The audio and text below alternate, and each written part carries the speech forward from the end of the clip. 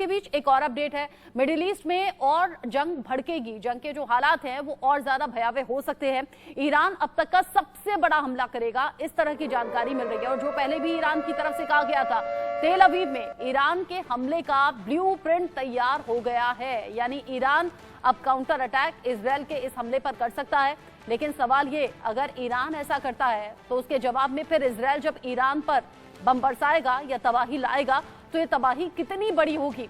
हालांकि छोटा देश, बड़ा देश या फिर देश की ताकत को अगर आंकने पर आए यूके देवनाथ सर, तो मुझे याद आता है रूस यूक्रेन के बीच में चल रहा युद्ध।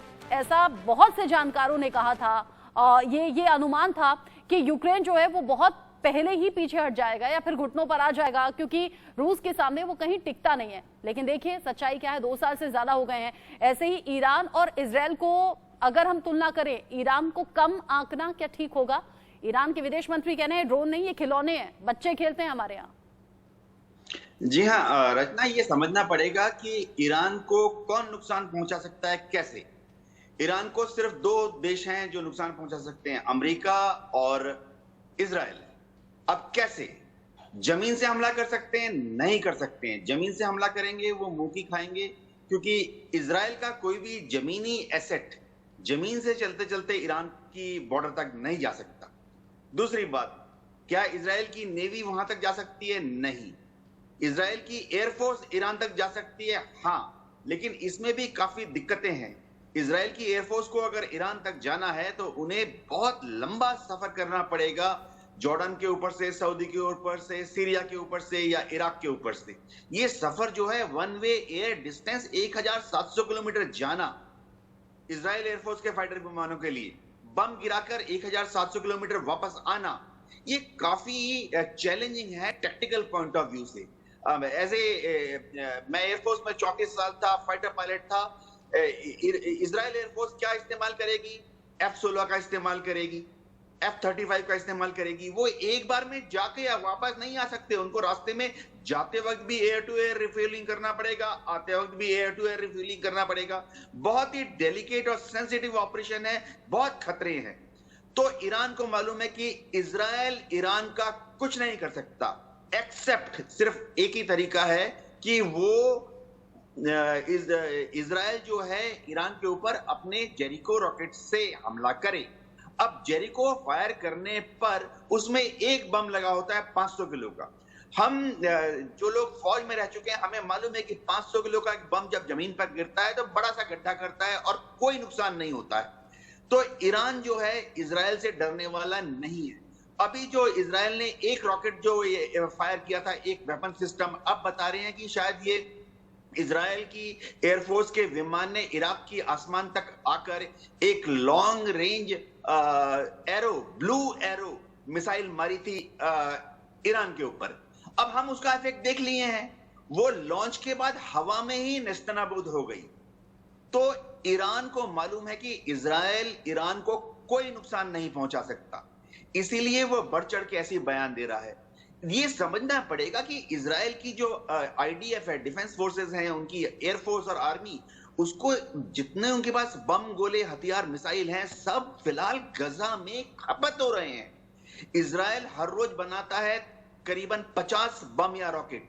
उनकी इंडस्ट्री बहुत सोफिस्टिकेटेड है, एडवांस है, लेकिन तादाद में ज्यादा नहीं बना पाते वो लोग हर रोज वो 30, 40, 50, 60 बम, गोले, रॉकेट, मिसाइल बनाते हैं। तो बाकी जो वो 200 गिरा रहा है, कहां से आ रहे हैं?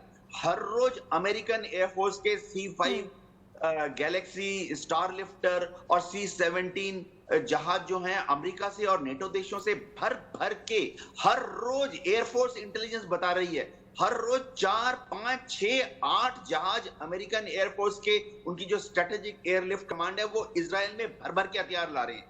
ऐसी हालत में इजराइल के पास ईरान से भिड़ने की क्षमता नहीं है। जी रचना, यानी कि आप कह रहे हैं कि बैकडोर से ही सही अमेरिका सपोर्ट कर रहा है, लेकिन जिस तरीके से, चूंकि अभी हमने कहा कि इराक के बेबीलोन में हवाई हमले हो गए, वहां पर बम बरसाए गए, खबर है। इसी तरह की खबर कल भी सामने आई थी, शुक्रवार सुबह, जब इस्फहान शहर के साथ साथ 6 से 7 शहरों में जब हमला किया गया था ड्रोन से। हालांकि ईरान ने यह साफ नहीं कहा कि ये इजराइल की तरफ से हो रहा है। ईरान ने कहा हम जांच कर रहे हैं, ऐसा लगता नहीं है ड्रोन नहीं है तो वो खिलौने हैं जिससे हमारे बच्चे खेला करते हैं। और इजराइल ने भी इस पर चुप्पी साध ली, अमेरिका भी कुछ बोलने के लिए तैयार नहीं है। इन सब के बीच में अपडेट ये है कि इजराइल के ईरान पर हमले के बाद दुनिया भर में टेंशन का माहौल है और रूस इस बीच कह रहा है कि ईरान तनाव नहीं चाहता है। और ईरान ये पहले कह चुका है अगर काउंटर अटैक नहीं होता है तो फिर हम शांत बैठे हैं, हम तो निष्कर्ष पर हमारी तरफ से पहुंच चुके हैं। लेकिन अगर काउंटर अटैक होता है और ये साबित होता है कि ये इजराइल की तरफ से हुआ है तो फिर हम मैक्सिमम लेवल पर जाकर इसका जवाब देंगे। यानी कि इस बार ईरान जो हमला करेगा या फिर ये कहिए काउंटर अटैक हमले का जो जवाब होगा वो मैक्सिमम लेवल यानी कि अधिकतम ताकत के साथ करेगा, जिससे तबाही बड़ी हो सकती है। किसी तरह के आपसी तनाव से बचने की जरूरत यहाँ पर दिखाई देती है। चीन कह रहा है किसी भी तरह बस आपस के तनाव से बचिए और दोनों देश शांत रहिए। दोनों पक्षों से संघर्ष को बढ़ने से बचने का यह आग्रह G7 देशों के जरिए भी हो रहा है।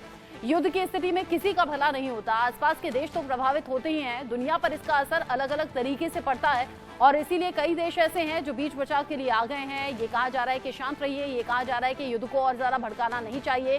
रूस कह रहा है देखिए ईरान तो तनाव नहीं चाहता है, चीन कह रहा है किसी भी तरह अपने आपसी तनाव को आपको कम करना चाहिए, इससे बचने की जरूरत है और G7 देशों के जरिए दोनों ही पक्षों को समझाने की बात यहाँ पर हो रही है।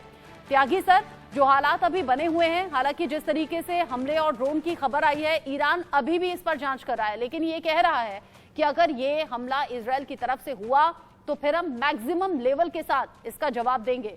आपको क्या लग रहा है, अगर ईरान के अलग अलग शहरों में हमले हुए हैं या फिर इराक के बेबीलोन पर बम बरसाए गए हैं, ये किसकी तरफ से हो सकता है? ईरान तो अभी शुरुआती तौर पर कह रहा है घुसपैठिए ऐसा कर सकते हैं। क्या कमाल की बात है कि ईरान ये कह रहा है कि अभी हम चेक कर रहे हैं किसकी तरफ से हमला हुआ है। क्या टर्की हमला करेगा, क्या सऊदी अरब हमला करेगा? ये सीधी सीधी बात है। अमेरिका ने कहा था ये एक फिक्स मैच है। अमेरिका ने ईरान से कहा था कि इजराइल को एक छोटा अटैक कर लेने दो, उसे आप एब्जॉर्ब कर लेना, एक फेस सेविंग दोनों की हो जाएगी।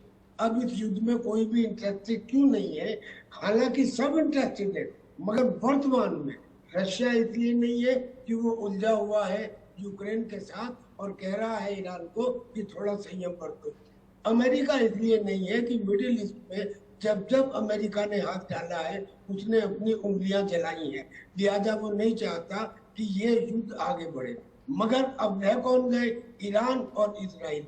ये दोनों के अंदर देखने के लिए एक टेम्परेरी ट्रूस दिखाई दे सकता है, लेकिन ये भयंकर एक दूसरे के अगेंस्ट है। अगर अगेंस्ट भी हो तो कोई परवाह नहीं, अगर भूटान और नेपाल अगेंस्ट हो जाए कोई फर्क नहीं पड़ता। लेकिन एक के पास तो करीब करीब कंफर्म है कि उसके पास कम से कम 100 से ज्यादा एटम बम है और दूसरे के पास या तो एटम बम है या एटम बम बनाने के बिल्कुल करीब है। यानी कि दोनों को एक किस्म से न्यूक्लियर पावर समझा जा सकता है। दोनों एक दूसरे के दुश्मन नहीं, कट्टर दुश्मन है।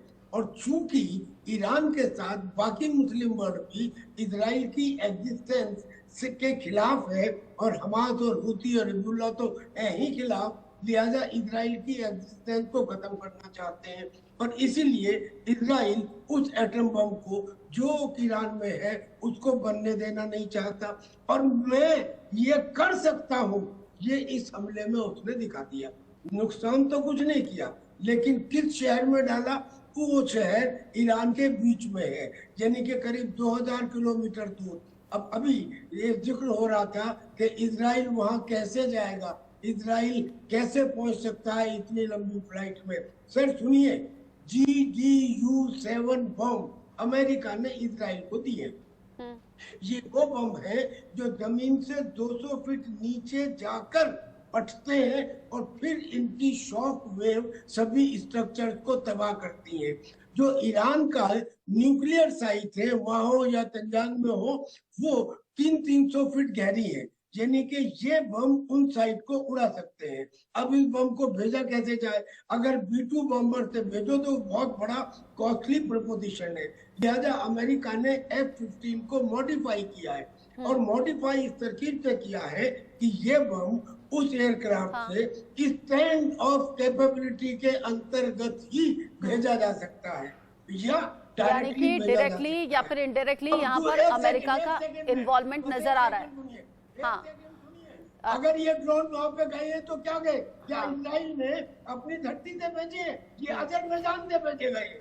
हर चीज के कुछ ना कुछ सॉल्यूशन होते हैं। अजरबैजान से ईरान में भेजे गए हैं और अजरबैजान इजराइल के साथ है। ऐसे होता है तो अगर आप कॉमन सेंस से देखें तो सिचुएशन आज की तारीख में नल है मगर वायलेंट है, और वायलेंट के बाद भी you may keep on saying but Israel has got a edge over Iran. और अमेरिका जो कि कह भी चुका है पहले कि इजराइल के साथ हम पूरी तरह से खड़े हुए हैं, इजराइल की रक्षा के लिए हम लोग प्रतिबद्ध हैं, और आपने अपनी बातों में ये बता दिया कि किस तरीके से इन्वॉल्वमेंट इसमें अमेरिका का डायरेक्टली या फिर इनडायरेक्टली हो सकता है।